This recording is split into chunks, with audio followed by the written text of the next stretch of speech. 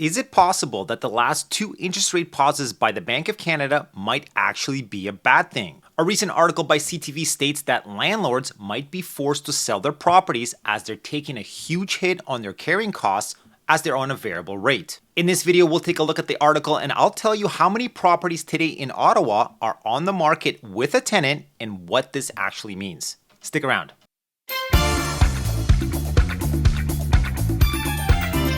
Welcome back and thanks for tuning in. My name is Andrei with the Medow Group and we service Ottawa and surrounding areas, all things real estate. If you're new to the channel, please consider subscribing and hitting that bell notification for upcoming content.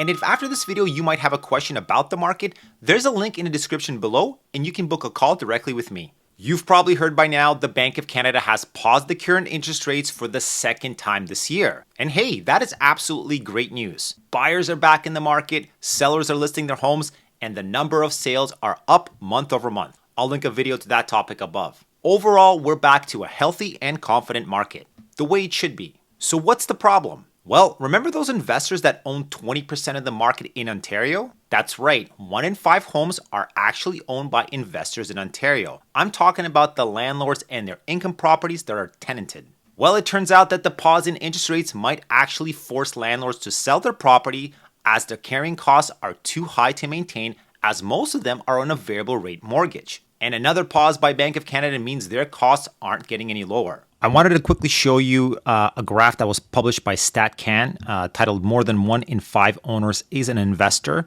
So right here in the middle is Ontario with 20% investors that occupy properties and the rest are non-investors. Interestingly enough, New Brunswick and Nova Scotia actually lead the way at 29% and 31.5% respectively. Even British Columbia and Manitoba slightly is above Ontario. But again, this is going to give you a good understanding of the number of properties that are owned, how much are investor owned and how much are non-investor. Now you might think, but Andrei, that's a good thing. That means more inventory will come to the market and prices might come down, right?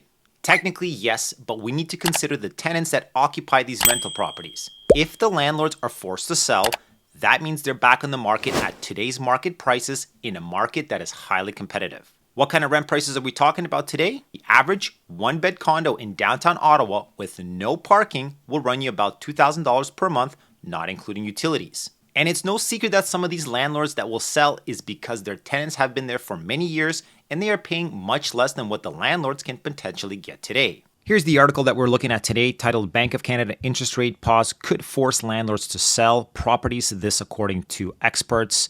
And CTV did a pretty good job of explaining exactly what is happening. So the second rate hold from Bank of Canada is likely to weigh on some landlords who hold variable rate mortgages on their investment properties and could trigger them to sell their units. And of course, this scenario would impact tenants as they face the risk of being displayed into a sky-high rental market. Investment property owners who are currently operating at a loss will likely be forced to sell or increase the price of rent to keep up with costs.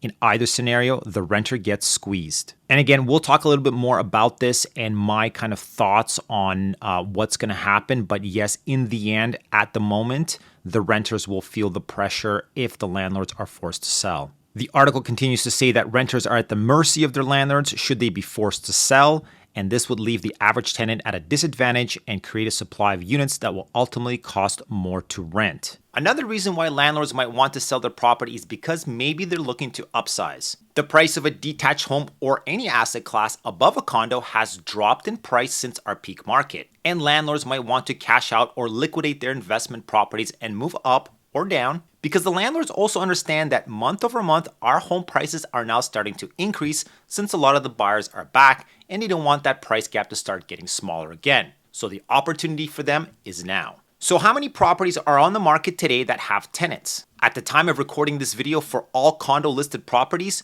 22% are tenanted. For residential homes, 9% are selling with a current tenant. So this further confirms the article we just looked at and that some landlords are looking to cash out for whatever reason. And this could also be an opportunity for you to get into the market as an investor if the numbers make sense for you. And for the tenants, it's tough. I know. You might feel like you don't have a lot of options. Getting back into the market and competing against other tenants isn't easy. We do have a shortage of rentals in Ottawa for all that demand, and we even still have buyers that are waiting to time the market and opting out to rent for another year hoping that rates will drop before they're ready to make a commitment. And that means even more competition in the rental market. I'm also personally dealing with a lot of relocations from other cities and new immigration that are coming into the country, and they need to rent as they can't buy a property for at least 2 years. Again, more pressure on the market. Now, one thing I do want to mention, and that is if you're a tenant, you do have legal rights when your landlord wants to sell the property. Any showings must have a minimum of 24 hours notice,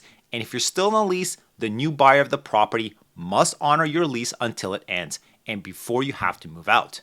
And if you're month to month and you're leaving, you will be given 60 days notice to vacate. You are also allowed to come to any terms with your landlord. Maybe they're offering you 3 months rent or a cash out, but make sure this is on paper and check with your lawyer or the landlord and tenant board for any specific questions if you're not sure. I'm curious to know your comments down below. Is this a good thing for the market overall in terms of more inventory and options for home buyers? Or is it completely a bad thing in terms of tenants getting stuck in an expensive rent cycle and not being able to eventually own a home? Thanks for watching. Catch you in the next one.